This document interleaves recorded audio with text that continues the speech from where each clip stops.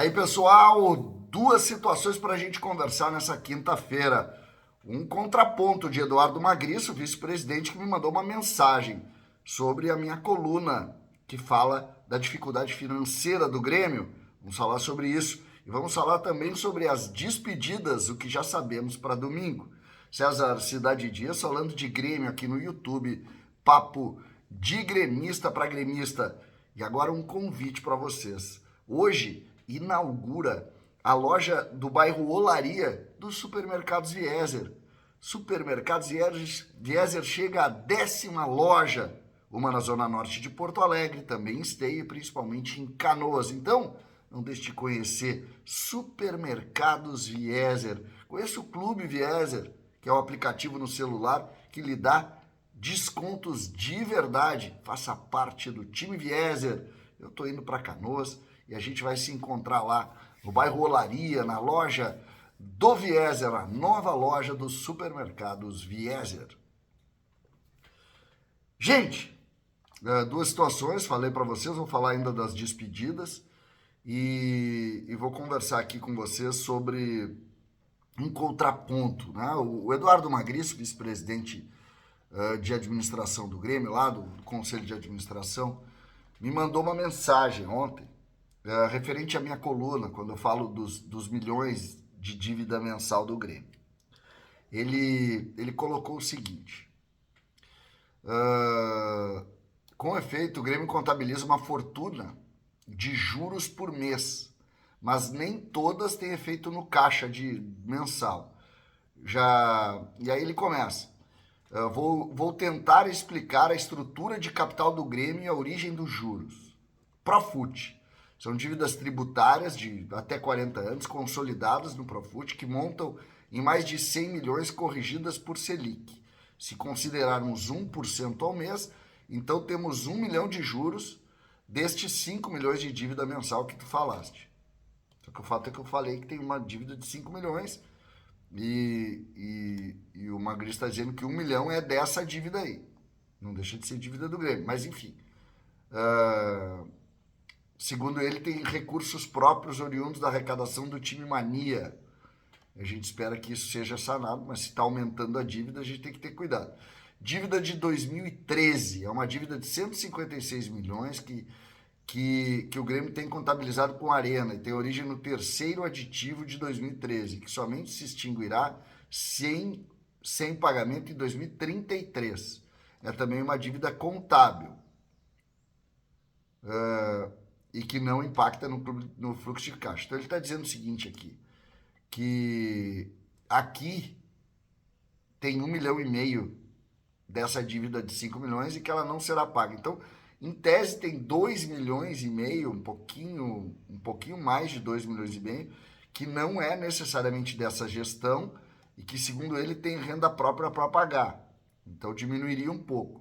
A dívida bancária. Quando assumimos, aqui que é a parte mais importante, tem duas situações aqui muito importantes. Quando assumimos em novembro de 22, está falando, obviamente, o Eduardo Magriço, tínhamos zero em caixa, nenhum ativo vendável e tivemos de tomar 50 milhões para fechar o ano de 22. Para começar o ano de 23, tomamos mais 30 milhões de juros. Hoje, a dívida bancária do Grêmio está em 100 milhões a um juro médio de 1,7, que gera uma despesa financeira de 1,7 milhão por mês. Isso aqui já dentro do caixa. Então, o Grêmio paga 1,7 milhão por mês referente a essa dívida bancária. Houve um incremento dos juros desde 22 por conta do cenário econômico em relação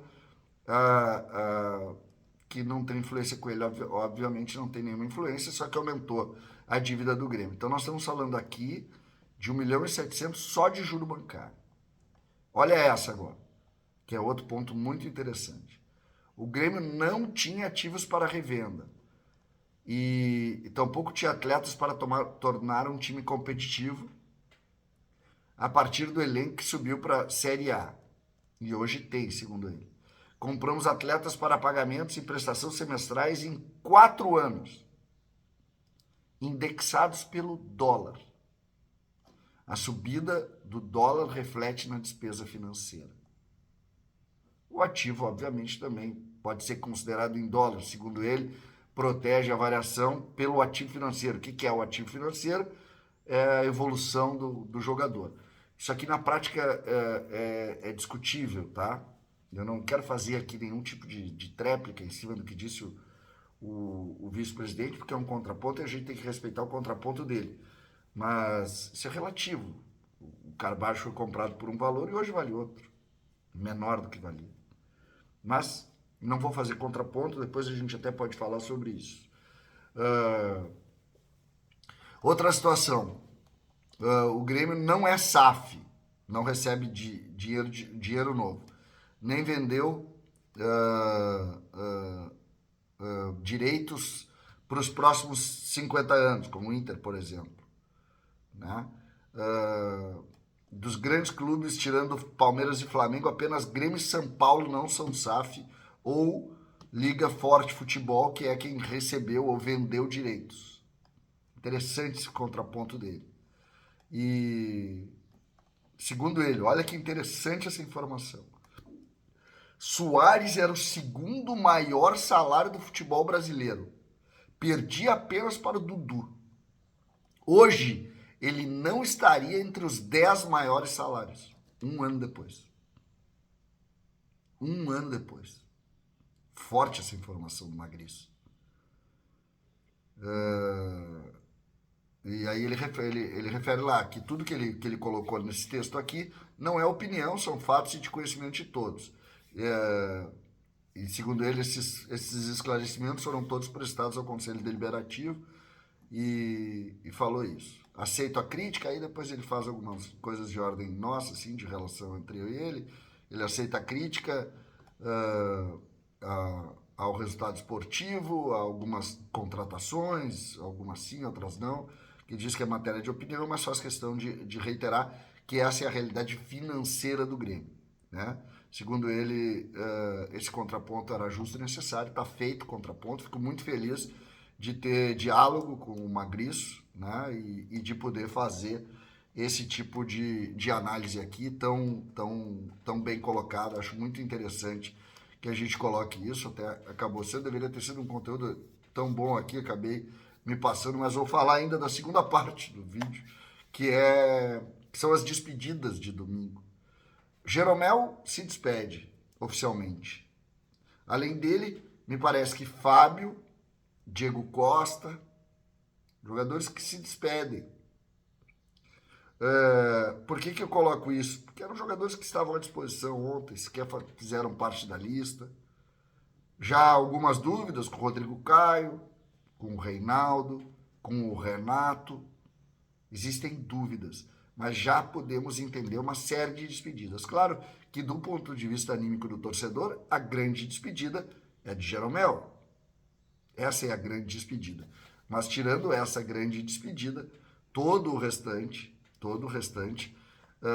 é de alguma maneira, por exemplo, Fábio deu uma contribuição menor, o Diego Costa foi bem no gauchão e depois não contribuiu. Tem uma série de outras situações aí que a gente vai avaliar. Domingo é, de fato, o jogo das despedidas.